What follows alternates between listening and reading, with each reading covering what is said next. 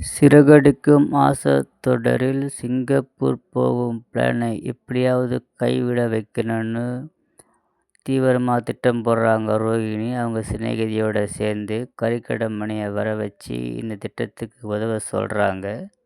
அவர் முதல்ல மறுத்தாலும் பிறகு சரின்னு ஒத்துக்கிறாரு.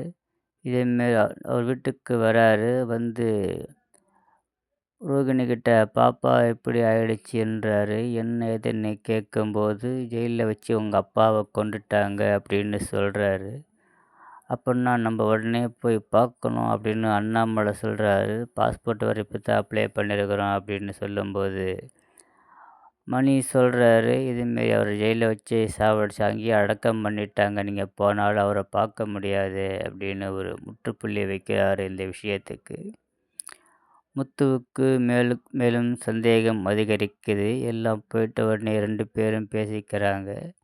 இந்த விஷயத்தெல்லாம் போய் சொல்ல மாட்டாங்க ரோகிணின்னு மீனா சொல்கிறாங்க. அதுக்கு முத்து சொல்கிறாரு, எல்லா விஷயத்துலையும் அந்த அம்மா போய் சொல்லும் அப்படின்னு. இது கூட எனக்கு நடிப்பு மாதிரி தான் இருக்குது, உண்மையாலுமே விஷயமா